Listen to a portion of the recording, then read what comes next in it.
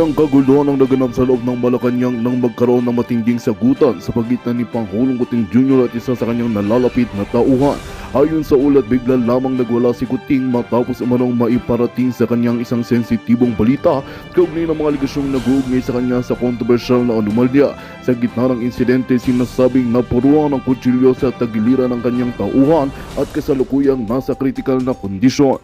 Ayon sa mga saksi, mabilis na tinagunan ng mga seguridad sa Palasyo ang sitwasyon at agad na isinugot ang biktima sa pinakamalapit na ospital. Tumanggi naman ang Malacanang na magbigay ng pahayag kaugnay sa insidente, ngunit may mga ulat na nagpapakita ng tensyon sa loob ng administrasyon dahil sa patong-patong na kontrobersyang kinakaharap ng Pangulo.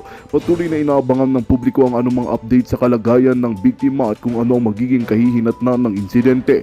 Maraming nananawagan para sa transparency mula sa administrasyon, lalo na tila nagiging mas magulo ang sitwasyon sa gitna ng mga akusasyon ng katiwalian.